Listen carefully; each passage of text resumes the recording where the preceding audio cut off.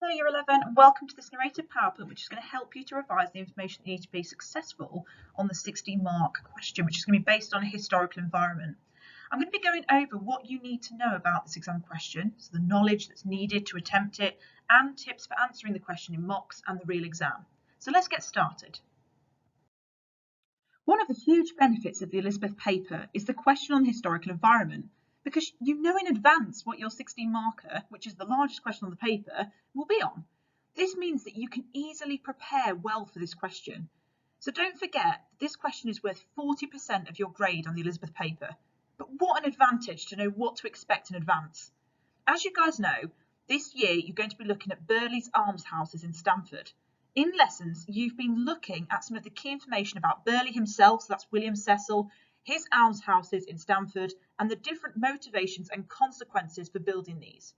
Everything that you've been told in lesson is going to guide you towards answering a question like this one that is on the screen now. So if you take a look at the example question here, it says a Christian belief in the importance of helping others was the main reason for Burghley's building of the almshouse in Stamford in 1597. How far does your study support this statement? So you would basically have to use all of the knowledge from previous lessons about Burghley, about his almshouses and his motivations for building it, and you'd have to basically talk about why you can support this statement, but also why you could actually argue against it and form a conclusion as well. And we're going to do lots of practice of this in lessons, and I will be going through some points about it in this PowerPoint as well. So I will be going over the content again for you first, and then we'll have a look at some tips for answering a question like this one. Before we get started on looking at the content again, I just want to think about obviously what we need to know to prepare for the 16-mark question. So this is just basically a reminder of your own revision and what you need to be covering and what you need to be confident with before you have a go at this question. So as we know, we do need to look at obviously the background of William Cecil himself, the story behind his almshouses, his motivations for building it, and that's what's noted in bullet point 2 here. But we also do need to make sure we're reminding ourselves about poverty around this time, because although we do recap that slightly as part of this PowerPoint in your lessons as well, you do need to make sure you're making a conscious effort to make sure you're confident with the situation of poverty. So that means, like, what were the causes for poverty? What had previous rulers done to deal with poverty? What was Elizabeth doing to deal with poverty as well? This is something we covered as part of our course content when we did Unit 2. So have a little look at your revision notes on that, and that will really help you with this question as well. We also need to look at the different factors that led to the development of Burghley's almshouses. So, you know, we could look at the situation at the time with poverty, so the different causes of poverty, the situation with poverty, how severe it was, particularly in the 1590s.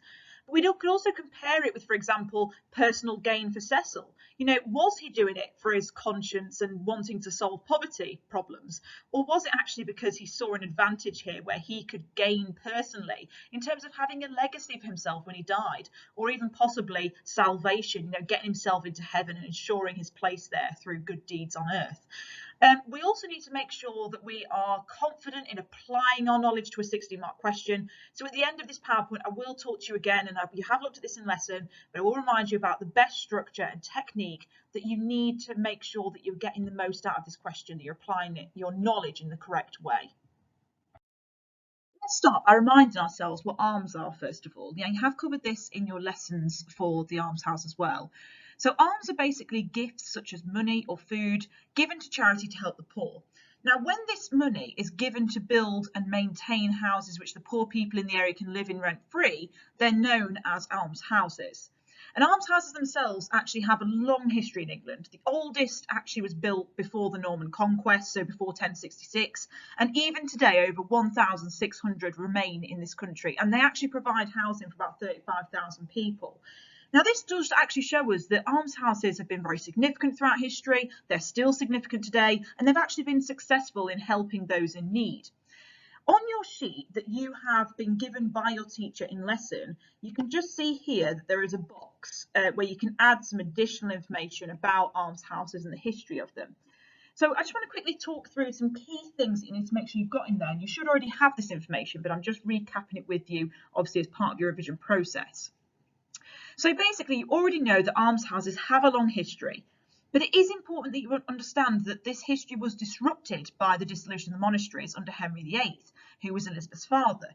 This was largely, guys, because the poor relief in this country was mostly organised by the Catholic Church, who obviously had a lot of dominance at this time, and its institutions like the monasteries, which were run by monks and nuns.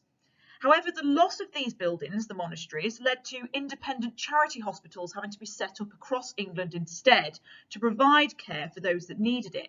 And many of these were almshouses, and these were largely built in the 16th century, so kind of after the dissolution of the monasteries, so the later part of the 1500s mostly. Quite often, these charity hospitals were run by higher ranking members of society, so people like the nobility, the gentry, who were expected to support those below them as part of their duty in the great chain of being, which you've studied in lessons as well. So it was often done more, I'd say, for selfish reasons. Like, people were often looking to secure their own place in heaven, rather than actually kind of worry about their conscience of, helping the poorer people of their community. Although some did care about this, of course. But that just tells you a bit about the history of almshouses, where they kind of come from, where they started, and obviously a bit about the fact that they do still exist today, and also who was mostly responsible for running them, which, as I mentioned, many of the benefactors that did control and run the almshouses, or donate money towards them, for example, did come from the higher ranking members of society, people like William Cecil. We're now going to start going through the really important information that you need to know for this question. So we're going to be focusing on Lord Burleigh himself, his background, and also the almshouses, what it was like to live and work there. There's quite a lot of information on the sheets that you've been provided in lessons by your teacher. So I'm going to basically go through this information with you to make sure that I'm covering the most important points that you need to know.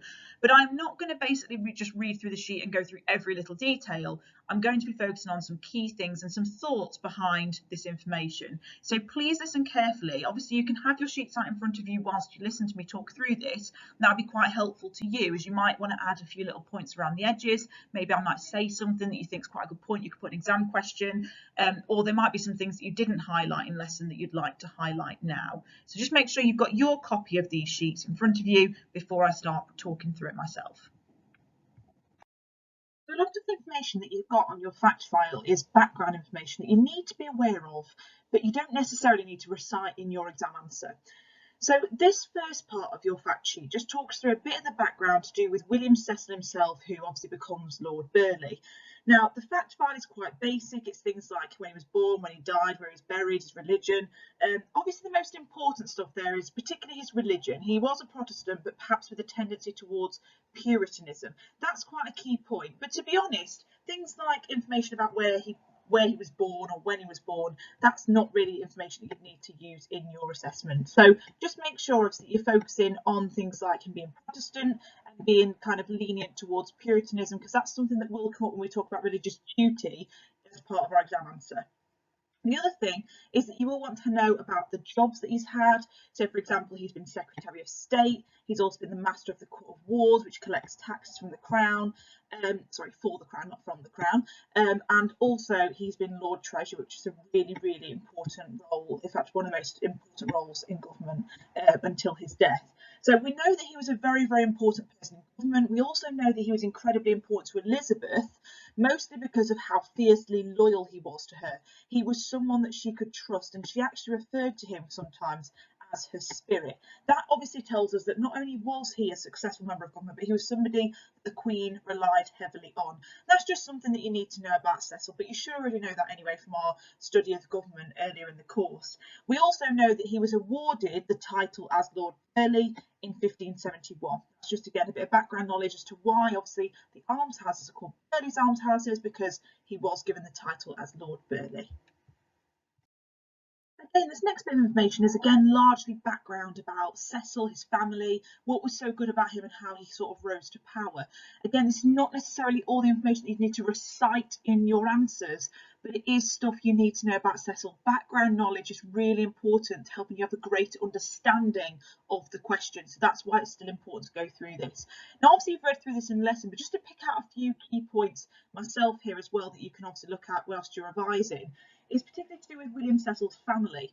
Obviously we know that in terms of legacy for Cecil, it was quite important, particularly he was the third generation, wasn't he, of powerful people in Stamford. Now, when we talk about that third generation, that's because his grandfather had actually served in Henry VII's household. Now, Henry VII was Elizabeth's grandfather. So basically, he'd fought for the king in the Battle of Bosworth, which made Henry VII the king of England when he killed Richard III in battle. But also, William Cecil's father had served Henry VIII as his groom of the wardrobe. So that basically tells us that not only has Cecil served Elizabeth, and actually Cecil didn't just serve Elizabeth, he actually served in Edward's government and Mary's, or less so Mary's, but was able to survive the reign of Mary despite her being a Catholic queen. This was largely due to the fact that his wife was somebody that was quite prominent at that time in terms of being a lady in waiting, and so she kind of helped him with his survival during that period, as obviously he was a Protestant in a Catholic reign. But it is important that we understand that these connections have obviously helped him to develop his power, his status, and to get into the position he is in with Elizabeth. We also know that he did marry twice. Now, again, that's not necessarily something you'd need to recite in your answer, but you do need to be aware his first marriage actually produced a son, but his wife died the following year after marriage. And that's quite important because I do think that's something he connects with. And when it comes to building the Burghley's almshouses, there is kind of maybe a legacy there of where he wants to support other men that have fallen on hard times, whether it might be because they have been left widowed, for example. He did also have 4 other children in his second marriage. And it is important as well that you know that it is his second marriage that produced Robert Cecil. If you remember Robert Cecil, who was in government and became kind of prominent in Elizabeth's government after William Cecil's death. He comes from the second marriage. His first son from his first marriage would inherit his land. So we also know that his second wife actually had connections with Henry VIII's sixth wife, Catherine Parr. Now that's obviously quite important because that essentially helped it to introduce him into Edward's government. Because obviously you've got to think at the end of Henry VIII's reign, when Henry VIII was creating a will to decide who would support his young son, who was about to become king at the age of 9, obviously everybody was sort of palling around the king at that time to try and get some sort of influence over the new young king that would come in, which would be Edward. So obviously, getting into, I suppose, a position where he's married to a woman with connections with the king's wife, that did Cecil some good. But on top of that, as I've already mentioned, his second wife also did have connections with Queen Mary as a lady in waiting. And so that also helped Cecil to kind of escape disaster being a Protestant during a Catholic reign. The next bit talks about how Cecil was really good in lots of different ways. We've already talked about him being quite a loyal servant to Elizabeth, but actually I think some of the other important things, like him being a good organiser, talent for administration, so it's not like she just liked him for no reason. He was actually very, very skilled as an administrator, as a governor. He was diplomatic, so there were lots of things obviously about Cecil that Elizabeth liked, and that's why he obviously rose to prominence, not just because of who he was or him as a person. He did actually have really good skills. He also had a really strong ethic of service, particularly to the Queen, but also to God.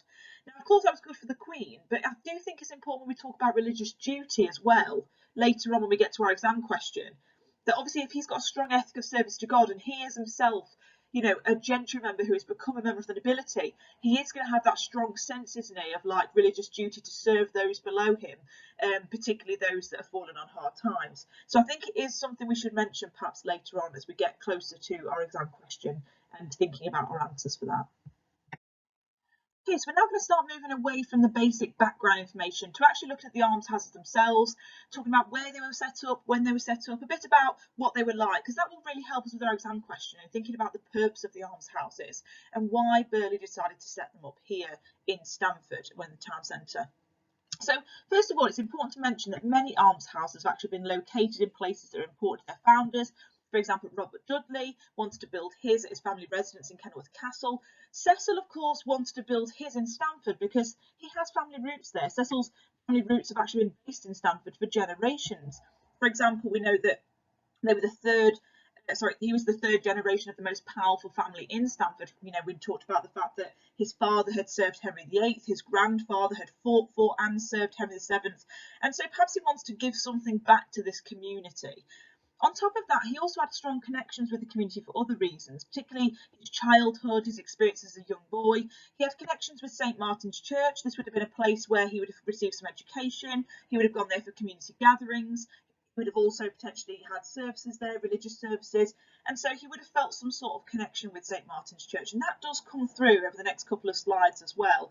On top of that, it's quite clear that this isn't the first thing that Cecil's done to try and give something back to the community of Stamford, because he did also help to establish a grammar school in the area called Stamford School. This would have been particularly for the young boys of Stamford, as he wanted them to perhaps receive a similar education to himself and be able to develop a really successful career later in their future. So, you know, this does show that he had connections to the community anyway. However, we could also say that not only is it about his legacy, his family background, but it could also be a little bit about just giving something back to the poorer people in that particular community, and having that element of religious duty that as a member of the gentry, the nobility, he had a sense that he needed to care for the poor and make sure that he was, I suppose, reducing bad law and order by supporting those that were on hard times. So, for example, you could also think about the fact that this was the site of a 12th century hospital. So what that tells us is that there is a history of caring for the poor here.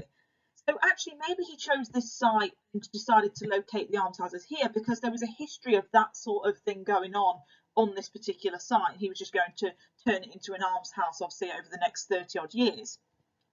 But also you can think about the location in the sense that nearby towns, and I'm not saying nearby as in like literally down the road, but some like nearby towns that he would have known about would have been places like Norwich and Ipswich and East Anglia.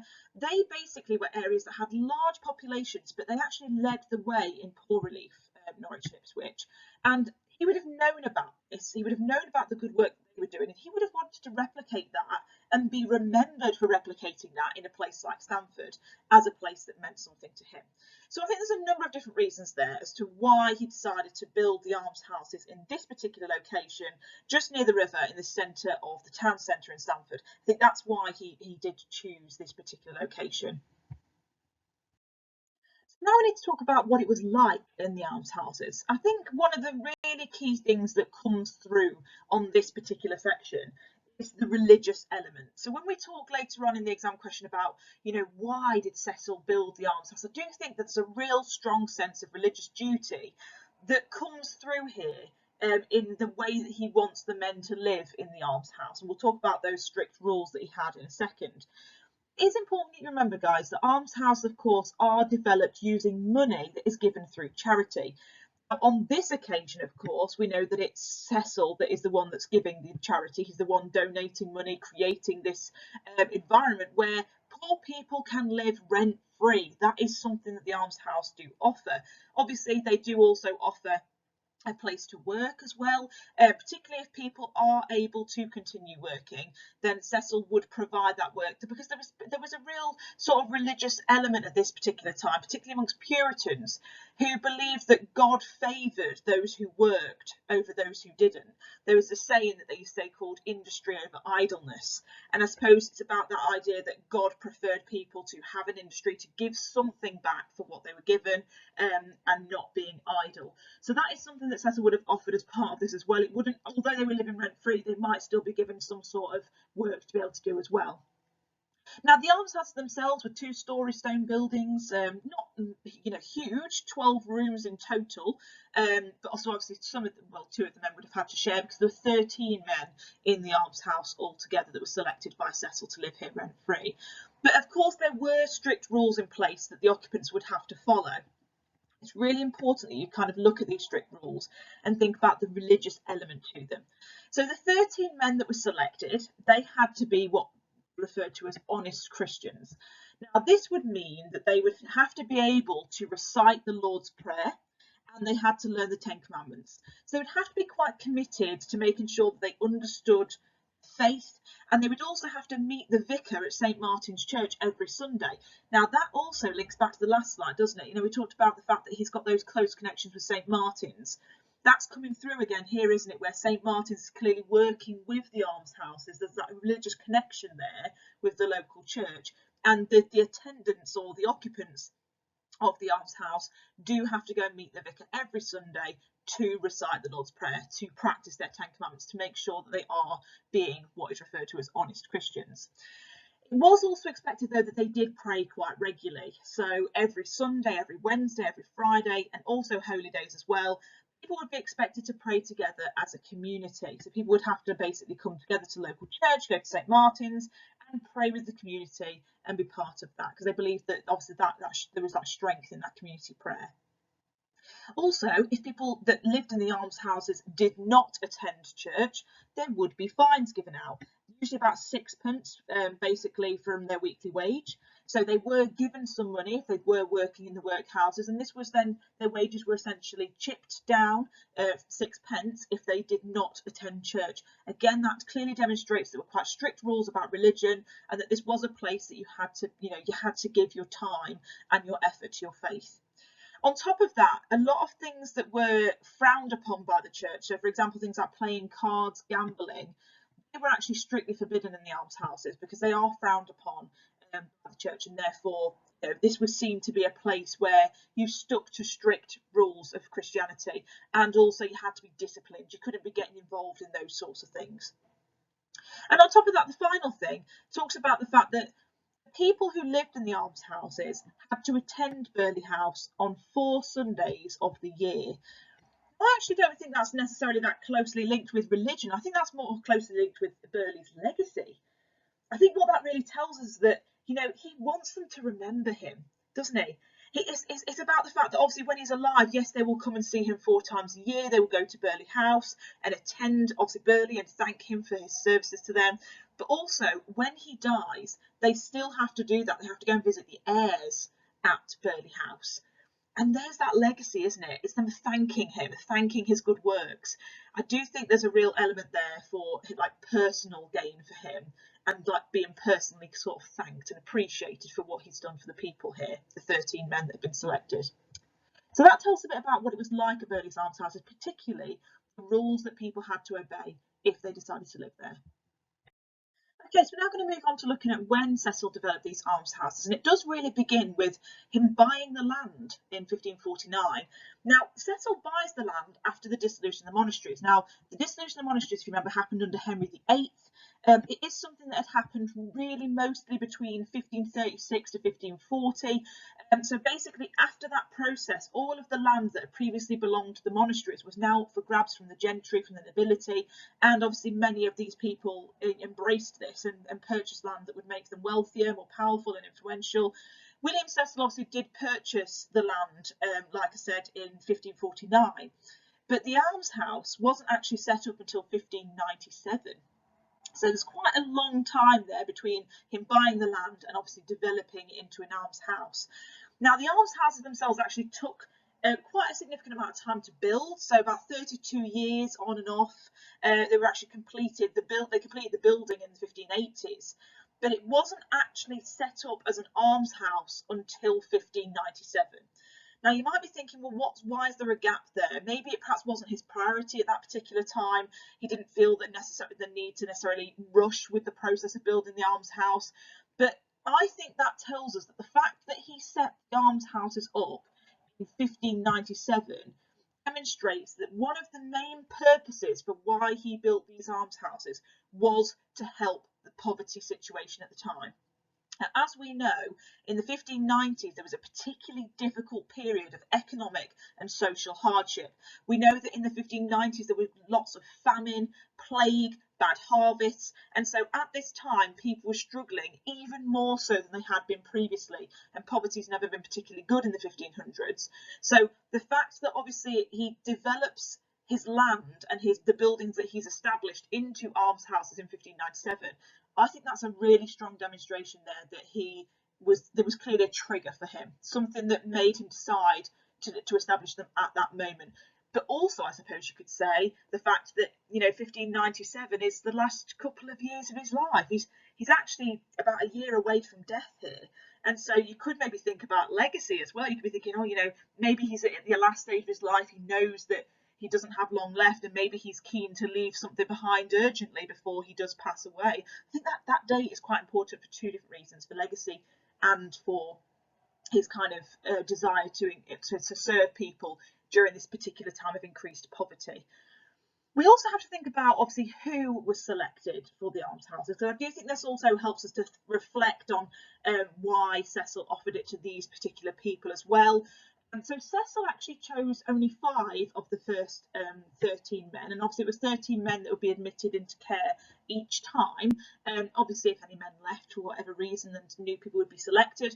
But Cecil chose the first 5, and then the remaining people were selected by the vicar of St Martin's Church. So again, there's that religious connection with the local church as well. And other town officials that were, kind of connected to the church, like church wardens, were also used for the selection as well. But basically, you can see that Cecil's working with the church here to decide who the right people are to come and live rent-free in this particular place. We also know that it was meant for local men. So in terms of, obviously, making sure he was leaving behind a legacy for Stamford locals, I think that's quite important. They had to live within 7 miles of Stamford, and they must have lived there for 7 years. So you couldn't be someone that's just moved to the area and then you're going to benefit from living in the almshouses rent-free. It clearly had a purpose to serve those long-standing members of the Stamford community. That's what it was mostly about. It wasn't really for young people either. I mean, we obviously think about young people very differently now. It talks about the fact that at this time you had to be at least 30 years old, because apparently 30 years old was considered to be a considerable age. Obviously it's not today, it's still very young today, isn't it? But obviously at this stage, 30 years old would have been considerable, as life expectancy was much lower at this time than it is now. So people were not expected to be in their 20s or their teens to come and live in the almshouses. It was expected to be for people that were of a higher age. The men chosen as well, also, we've talked about them having to be honest Christians, haven't we? But also these men were expected to be people that had, served in other ways in their communities beforehand. So, for example, they might have been labourers, craftsmen, soldiers, servants.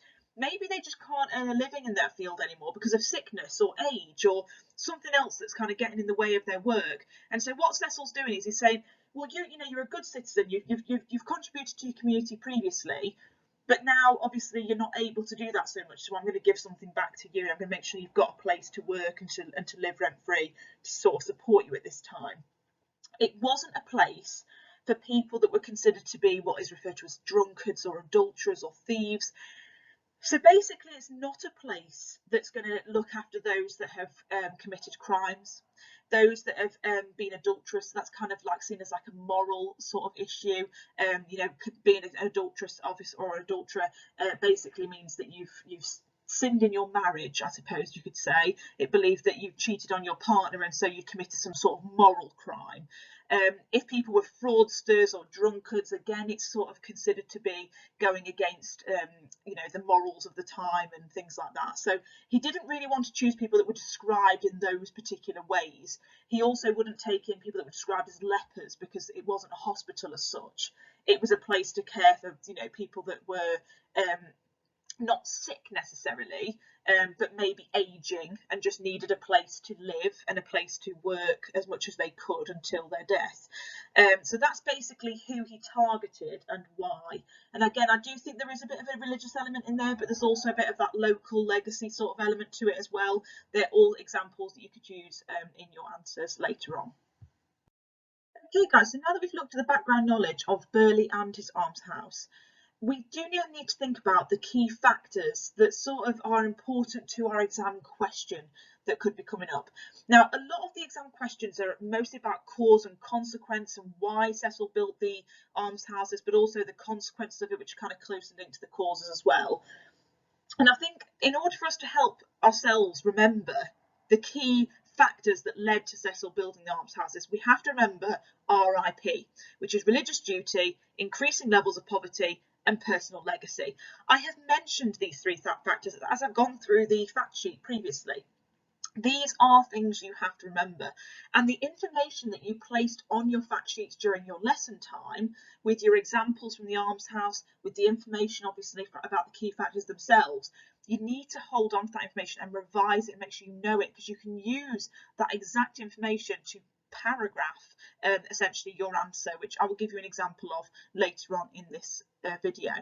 But it's also important you do remember that the examiners will not necessarily use these exact words. So they wouldn't necessarily say in an exam question that religious duty was the most important reason that Cecil built the almshouse. They might not say that personal legacy was.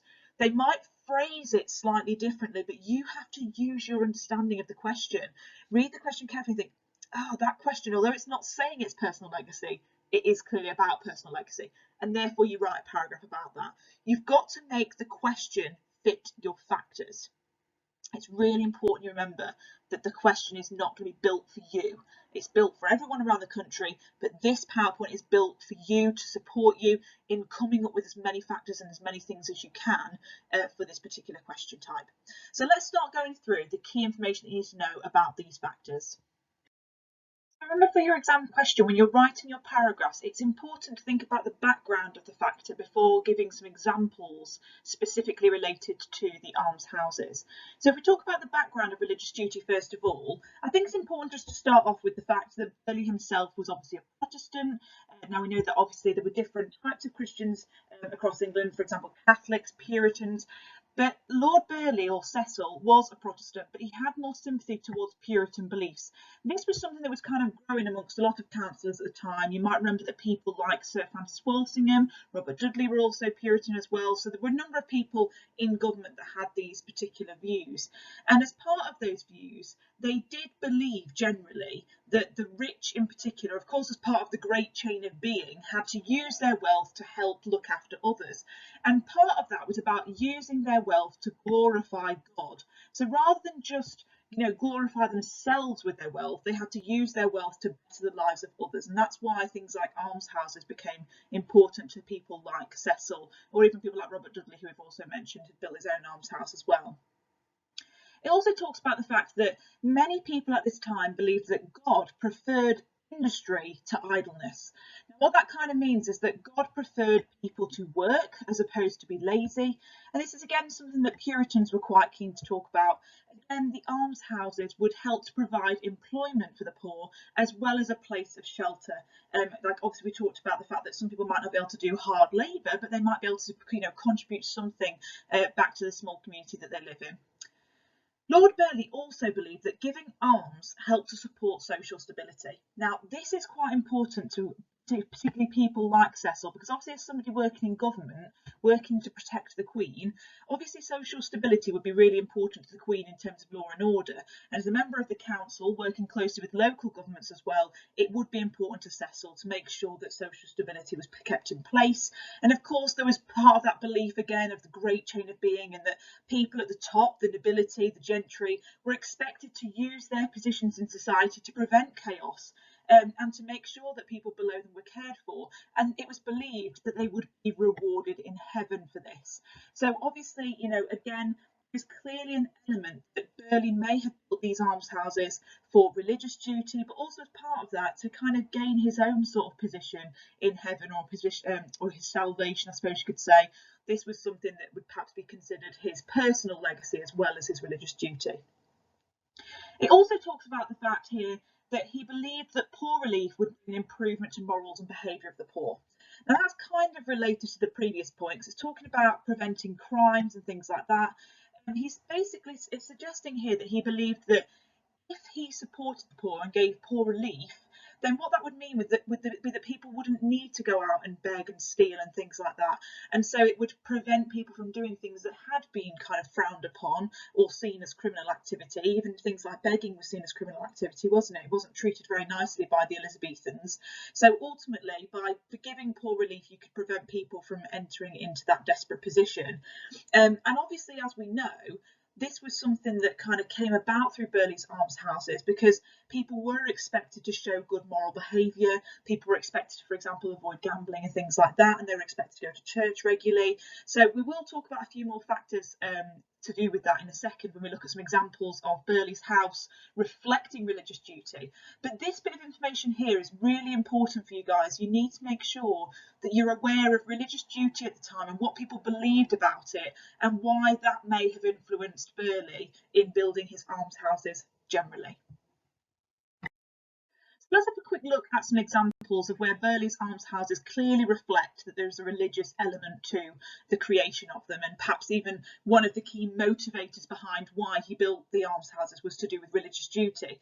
I think it starts off with the fact that there is a clear religious purpose, isn't there, to the Burghley's almshouses. You only have to go back a few slides to talk about what residents' expectations were and their strict rules. This was all about being good and honest Christians. We talked about the fact in previous slides where people were expected to recite the Lord's Prayer, they're expected to learn the Ten Commandments, they're expected to go to church regularly, so several times a week, they're expected to pray as a community and make sure that they met up with other people in the community to kind of use that community prayer that they believed was stronger. And we also know that things that were frowned upon by the church, or forbidden by the church even, things like gambling, playing cards, those sorts of things were actually forbidden at Burghley's almshouse as well. So that kind of demonstrates, doesn't it, any practices that were forbidden or frowned upon by the church were actually not allowed, and therefore there is again that religious element creeping in. And actually, I think it's also important to talk about the connections that Burghley's almshouse has with other local religious institutions. So, for example, we know Burghley's almshouse had really quite close connections with local churches and clergymen.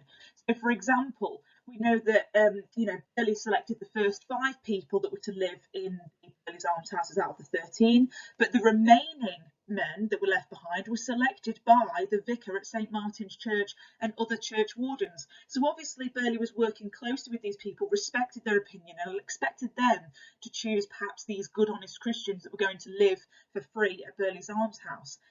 The other thing you could talk about is the fact that the records of the almshouses were actually kept at St Martin's Church, as this was the parish church.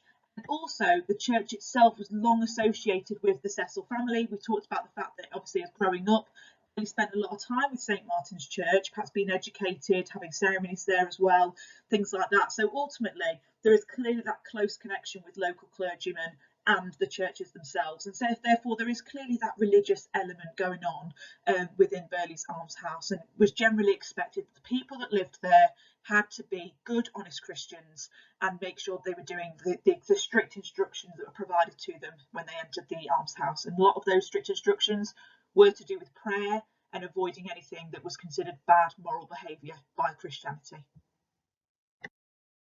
Our next factor is looking at increasing levels of poverty. Now, this was something that was obviously an issue throughout Elizabeth's reign. Poverty was never, dealt with efficiently. It was often seen as, people that were begging, for example, were seen as criminals. They were often treated really negatively, were punished.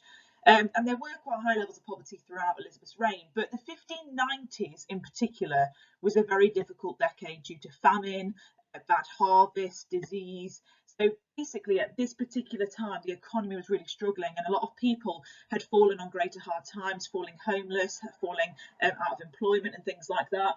So ultimately, we need to look at the fact that there were these increasing levels of poverty, and perhaps that did worry people like Cecil or worry people like Elizabeth, and therefore this may have urged men like Cecil to create almshouses to help deal with law and order and things like that obviously came with these increasing levels of poverty, as people were concerned that quite often, increasing levels of poverty could lead to things like crime, that would of course perhaps threaten the Queen, or even things like rebellion. If you've got large numbers of very discontented people, you're often going to get people coming up together to raise a popular rebellion against the Queen to try and get some sort of better response to this poverty problem.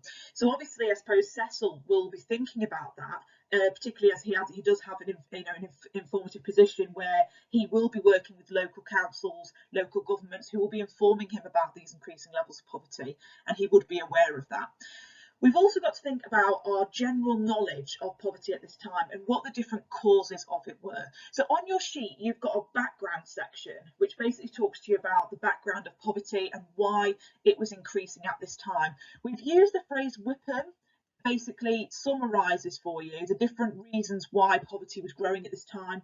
You've got war, bad harvests, inflation, population increases, enclosures, rents, and also monasteries as well. So we're going to have a quick look through these details on the next slide. Now, I'm not going to read through all of this information with you because you've already studied poverty in more depth, actually, previously in the course, and you have already talked through all of this information in lessons. So I'm going to kind of pick up a few key things that I think are important here. So you just need to have a bit of an understanding, really, as to why there was an increasing level of poverty at this time, and actually the fact that there was never a good position of poverty throughout Elizabeth's reign. You know, we've got to think about the fact that at this time in Elizabethan England, half of the people were actually labouring poor. There was small amounts of people really that were actually wealthy, and the gap between the rich and the poor was quite substantial. Generally, these people who were classed as the labouring poor worked for wages that they had to spend basically regularly. They didn't grow their own food. They spent 80% of their income on food and drink. So generally, that their money was being spent each time they got paid to survive. They did not earn money that they could spend on luxuries or have disposable incomes. So obviously, it was literally being paid, eating, being paid, eating. Ultimately, that's what people had to spend their money on. And a lot of people, did fall on hard times. Some people did start facing disease. Maybe they had an injury at work and got a disability or fell unemployed. If this happened, people did not get support. If they didn't earn money to buy food, they didn't get food. Simple as that. So you've got to understand that, there wasn't any system in place like we have now with national insurance and things like that support people that fall out of work. In these days, if you fell out of work, that was it. Unless there was a charity of local people that were willing to support you, you were on your own.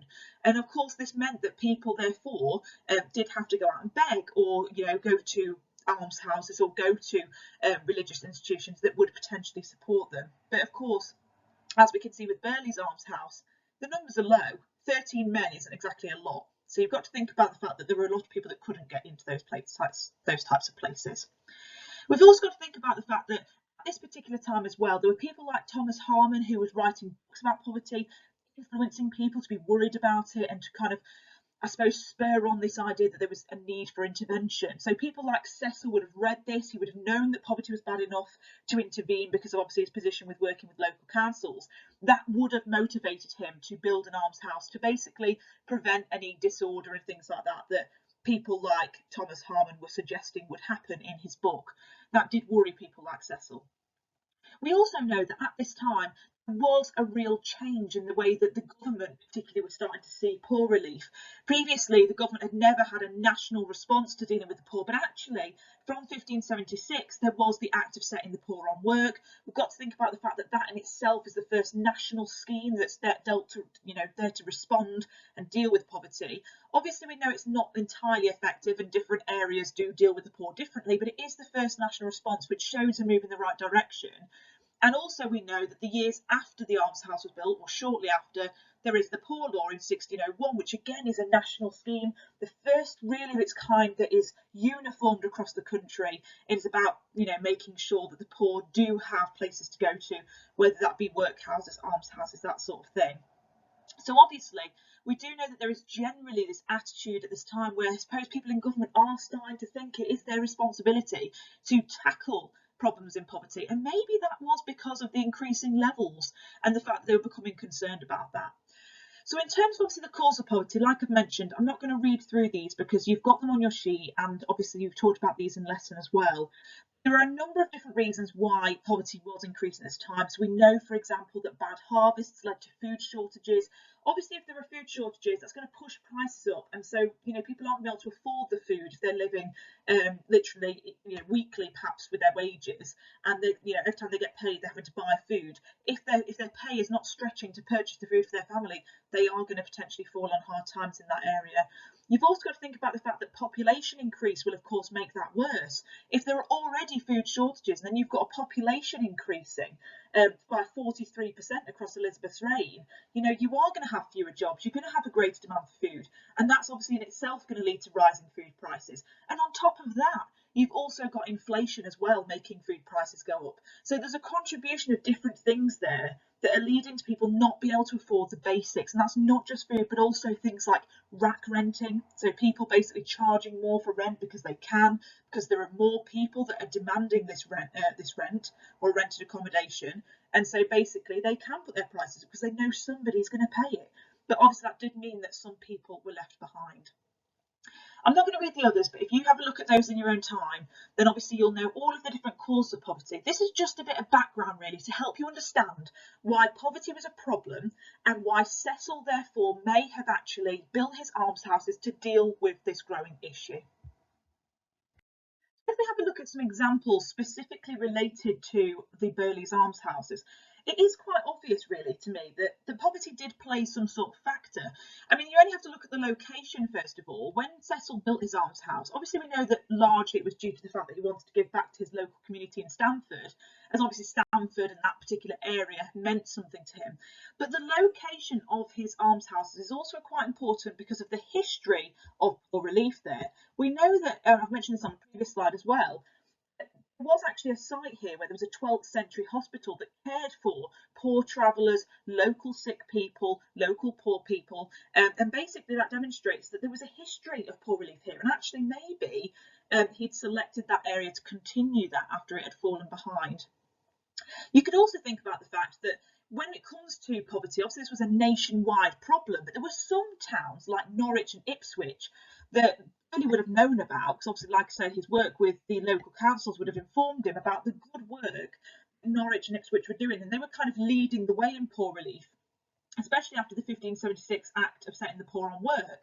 They basically were doing more to support the poor than perhaps other local towns or other towns across the country. And so actually Cecil may have been influenced by these towns in East Anglia and thought actually maybe he needs to do something along those lines too, because maybe he saw that the good works were actually helping to bring better law and order perhaps in those communities. He also bought the land in 1549. We know that the almshouses were not actually established until 1597. Now that's interesting because obviously the almshouses were actually built by the 1580s. So there's a period there where it's just not really being used for much. And I do think that that perhaps demonstrates that the fact that he established the almshouses in the 1590s shows that he had an understanding of this period in the 1590s where there was especially bad social and economic hardship. And that kind of triggered him to perhaps speed up the development of the almshouses, even though he had the land, he had the buildings, but now he was actually going to turn it into something that was related to poor relief. I think that perhaps is triggered by the real intensity in the 1590s of the increase of poverty. So I do think you need to make sure you're aware of that date, because I do think that reflects the fact that it was a trigger, or at least poverty was a trigger for building the almshouses. Finally, I think it's also important to think about the fact that this was a local institution. It was for local poor men. The 13 men that were selected from Stamford, remember, had to be within the local vicinity, and they had to have lived there for 7 years. They couldn't have just been people from anywhere. They had to have lived within 7 miles of Stamford for the past 7 years. Well, that tells us that he was looking for people that were not just poor, but also poor local people who's trying to deal with poverty in that particular area. So I suppose you could also say that the main function of these almshouses was to care for and in some cases provide work for these particular people who actually were selected just because they were local, but also because they were clearly very poor. So that tells us a number of different examples where Burghley's almshouse specifically demonstrates that poverty was clearly part of the plan, part of the purpose, and part of the reason why Burghley did decide to build them in the first place. We have talked about personal legacy a little bit already in previous slides as well. I've mentioned it when I was talking through the actual Burghley's almshouse fact sheet itself. But personal legacy is our final factor. It's important we understand that Cecil may have had some personal reasons as to why he built the almshouses. It wasn't just because of his good deeds of helping the increase of poverty. It wasn't just because of his religious attitudes, but actually I think part of it was due to the fact that he wanted to leave a lasting legacy for himself. And actually a lot of people in higher positions of society and government were conscious of the need to leave a lasting legacy around this time. People that were members of the nobility, or even the gentry now, who of course were increasing in influence and wealth, they wanted to leave something behind when they died. And I do think it's important we think about that date again of 1597, because that was like a year before Cecil died.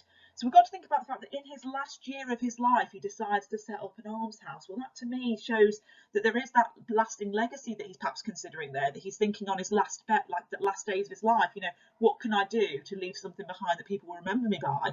And we'll give some further examples of that shortly. But in terms of the general reasons why people wanted to leave a lasting legacy, well, it was partly due to the fact that the great chain of being, of course, taught the nobility in particular that as higher ranking members of society, they were expected to help manage social order. And so Cecil, who was a member of the gentry but had become a member of the nobility through his promotions, would have been aware that he had to deal with this problem of disorder, that fear that the Queen would have had, and it's something that had also been exaggerated in books by Thomas Harmon, for example, that members of this higher group, the nobility, the gentry, would have to try and counteract that by dealing with these issues through poor relief, and that would eventually then support law and order and make society more peaceful.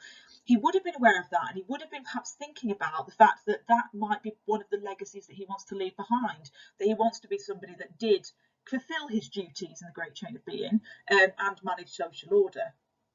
It's also important that we know that men like Cecil, of course, worked in the government. He would have worked closely with local government JPs, for example, or sheriffs.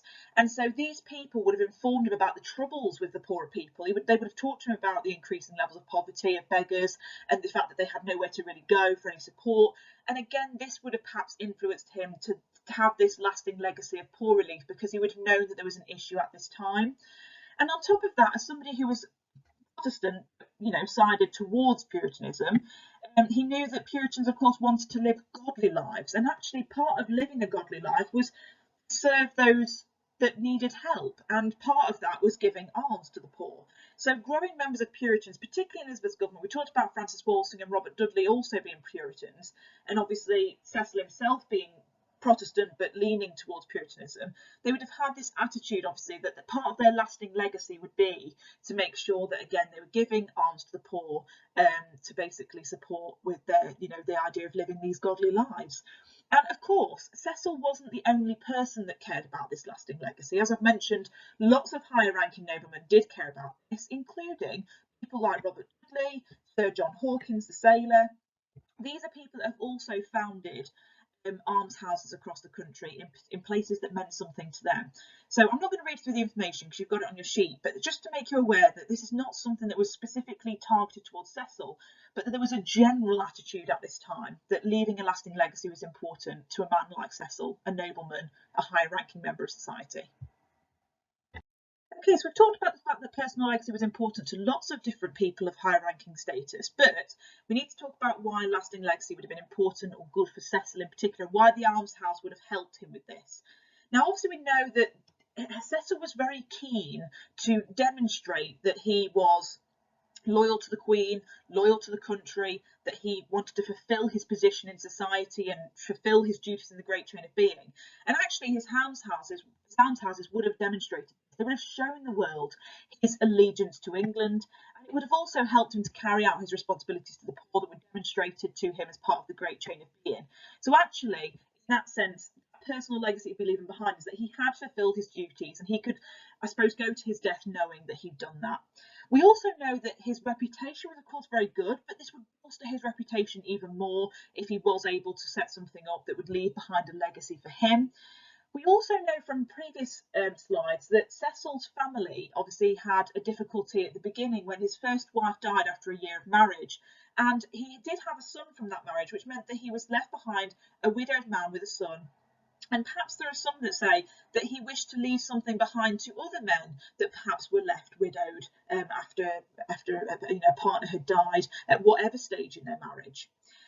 I think one of the most important things, though, is to do with that sense of place. When we talk about personal legacy, we know that at the end of Cecil's life, it's quite clear that it seemed appropriate at this time for him to secure a lasting legacy in a place that was important to him.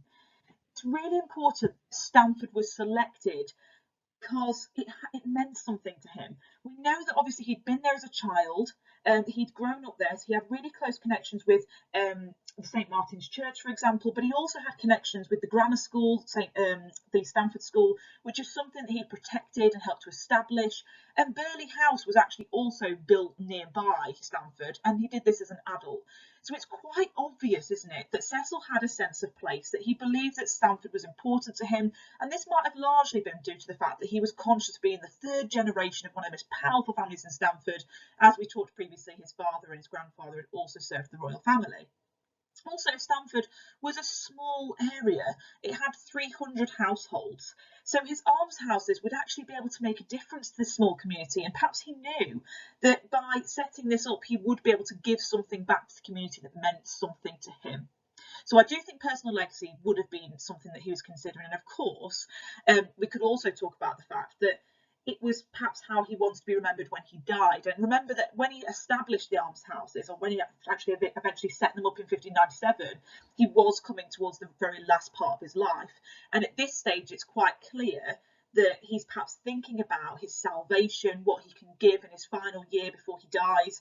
And obviously he wants to leave that memory for his family and leave something behind in Stamford that people can remember him by. This is quite obvious to me as well. I'll talk a bit more about this on the next slide, when he gets people to continue to serve and visit the heirs of Burghley House after his death. I'll talk a bit more about that in the next slide in a second. But it's also important that we think about the fact that when Cecil died, he also decided, rather than being buried in London, amongst the greats at Westminster Abbey, so he could have been buried amongst, other kings and queens and famous people, he turned down that opportunity to have a modest funeral in Stamford. And I think that in that sense, it does show us that clearly Stamford did mean a lot to him, and he wants to leave behind a legacy there, not just obviously his almshouse, but he wanted to be buried there. He wanted his family, like home, to be there. It's all kind of connected. So for me, I do think personal legacy was very important to Cecil when making his decision to build his almshouses, but particularly where to build them. Finally, we just need to look at some examples of where the almshouses clearly demonstrate a sense of legacy.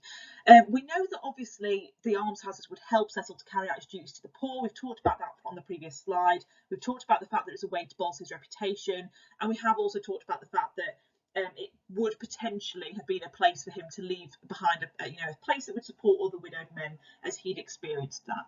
We have also talked about the sense of place, the idea that legacy was important to Cecil when deciding where to have the almshouses. Now, I'm not sure necessarily whether legacy was the reason why he decided to build an almshouse. For me, I wonder whether legacy was the reason why he decided where to build the almshouse. I think that perhaps his religious duty and his knowledge of the increasing levels of poverty were actually more important in establishing the almshouse. But I do think his legacy is what contributed to him deciding to build it in Stamford, if that makes sense. I think this is for me the location that comes in here, because it's a sense of place. It's particularly at this vital time at the end of his life. I mentioned a minute ago as well that when it comes to legacy, we know that men of the almshouses had to present themselves basically 4 times a year to Cecil's house, Burghley's house. And this actually was something that continued after his death. They had to basically go and serve his heirs and visit his heirs. Now, to me, that again does demonstrate that sense of legacy, that he wants to be remembered. He wants people to not forget what he's done for the community, even in the years after he's died. I think that's a very clear example of that there. Okay guys, so I've now talked through all of the information that you need to know for your 16 marker again, so you've heard it again. You can listen to this as many times as you'd like to. Obviously read over your sheet as many times as you need to as well, to make sure you're really confident with the knowledge before having a think about the exam question itself. Now remember, I talked at the beginning about the fact that this 16 marker is so important. It's 40% of your Elizabeth grade, but on top of that, it's easy in the sense that you can get to know the knowledge really well. You can get to know some of the types of questions you might be asked, and you can basically plan ahead to help you be successful with this question. This is a great privilege. Use it carefully. On the next slide, I'm just going to talk you through some different types of questions that you might be asked to consider, and also some tips when it comes to answering this question. For this question, as you guys know, you will be asked about Burghley's Almshouse and your study of it. So you can obviously be expected to demonstrate some knowledge of Burghley's Almshouse, but there are different historical concepts that you could be asked to look at. So it could be change in continuity, it could be cause and consequence. But basically, there are different styles of questions depending on the type of historical concept. To be honest, I think it makes more sense that they're going to ask something about cause and consequence. I think they're nicer questions, and generally the exam board is usually quite pleasant when it comes to this. They have in the past selected quite nice questions and have gone with the easier ones, which in this case I do think are cause and consequence, which are largely linked very closely together. Change and continuity are more difficult, but you have had a go at planning these in lesson, and so you can at least draw on your ideas from that and plan ahead. Even if they're more difficult questions for you, you've still got plans that you can revise, that you can practice before the exam, and then you're prepared for any of this. So just to remind you, the question could be about cause. If the question is about cause, that might mean that they, in the question, will state that one of the factors was the main reason or the main motivation for why Cecil built the almshouse. So for example, here we've talked about the fact that Christian belief was important in terms of helping others, was the main reason for him building the almshouse. Well, that's really easy, isn't it? Because you could talk about in your first paragraph religion, the fact that obviously there was this belief in good works and why Cecil clearly demonstrated that through his almshouses. Then you've got to pick two other motivations. Well, in this sense, it's really simple because you've got your RIP. So if the religious duties are already covered, you can then think about increasing levels of poverty, and also you can think about personal legacy as well. So basically you've got your three different factors, there'll be three different paragraphs, and then you just have to answer the question as part of a conclusion. So do have a think about that, and obviously make sure you've got your plans with you that you will have done in lesson, because they are really, really helpful. In terms of changing continuity, these are more difficult because this is more about like changing attitudes and what your study of Burghley's almshouse sort of demonstrates. So for example, your question could be about change, it could be about continuity. These questions are, I suppose, about change and continuity sort of combined, especially the continuity one. First one says that the main change that the building of the almshouses demonstrated was the shifting attitudes towards the problem of poverty in the late Elizabethan England. Now, obviously, you could think about the fact that, yes, of course, one of the ideas was the shifting attitude towards poverty and the fact that people were more inclined to support those, particularly that they saw as the deserving poor, than they had done previously. But actually, there was also other areas of change, like, for example, Puritan beliefs were becoming more popular over Catholic beliefs. And as part of that, almshouses were very important in terms of living that godly life that people felt they needed to do. And also you've got to think about the fact that individuals were starting to need to leave their own mark. And that was partly due to the fact that you had this growth of the gentry in particular, who were becoming more wealthy and wanted to use their wealth to fulfill God's work, not just, fulfill their own lives. And the continuity is also kind of similar to that as well. Now, this one is suggesting that the establishment of the almshouses was designed to maintain continuity with the centuries-old tradition of helping others. So that's suggesting that things had stayed the same. Actually, almshouses have been around for a really long time. Things like monasteries have been around for a long time before that point. There was a medieval heritage being preserved there of people supporting others. But actually, I suppose you could disagree with that statement, couldn't you? Your other two paragraphs could be about how things had actually changed and that there was a shift in emphasis, particularly when we look at things like the pinch point in the 1590s. And that's what actually had pushed for change, not necessarily this continuity of people's attitudes, saying that they'd always wanted to help others. Well, actually, had they really? There were things in place like monasteries and almshouses before. But let's not pretend that they didn't ignore a lot of the problem that existed in England in terms of poverty. And actually, it's something that had shifted at this time, particularly in the 1590s, and that might be one of the reasons why the Poor Law was passed in 1601, because of this increase in poverty and the fact that there was a clear need for people to do something about it. When it comes to the consequence question, again, this one is very similar to the cause question because it's asking you about your RIP again. Having a lasting legacy was the main consequence of William Cecil's work in Stamford. So again, your first paragraph is going to be about legacy. You're going to be talking about how legacy was a consequence of William Cecil, how he did achieve a legacy. But your other two consequences are going to be fulfilling religious duty and also helping to prevent the problems with increasing levels of poverty. So they're going to be your other consequences. So the cause and consequence questions fit really nicely with the RIP, whereas change and continuity, you do have to sort of read between the lines a little bit and draw information from your fact sheets to help you address those particular questions. But do speak to your teachers if you're stuck with any of these question types, because we will support you with it. To finish this off, I'm going to explain and just remind you how to write an excellent answer for the 16-mark question. Don't forget that your 16-marker does need to be worth 16 marks. It's the biggest question on the paper, so it's going to be 4 paragraphs in total. Paragraph 1, you have to discuss the factor in the question. That is really, really important. If you don't discuss the factor in your question, you're going to be limiting your marks greatly because they have given you a factor there. In paragraphs 2 and 3, you've got to discuss another factor of your own choice. Now, as we've just mentioned on the previous slide, that's really simple for the cause and consequence questions, guys, because you've got your RIP.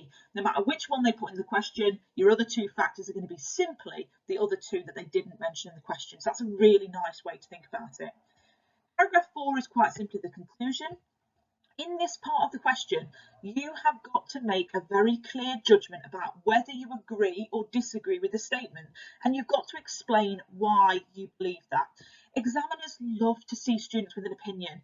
They love to see people that are not just sitting on the fence and going, oh, well, they're all really important. Make a decision, support it with some evidence. Have a think about which one you think is the most important before you go into the exam. Because then, you know, if they pick a factor that you don't agree with, you've got a straightforward argument you can go in with. If they pick the factor that you do think was the most important, again, you've thought about it beforehand and you can actually answer that question really efficiently. I would actually think about coming up with some conclusions, coming up with some judgments before the exam so that it makes you write a really good conclusion. You like to see that. And of course, when it comes to writing your answer as well and you're making judgments, you're talking about which are the most important factors, for example. Try and use different words. Try not to use the same terminology over and over again.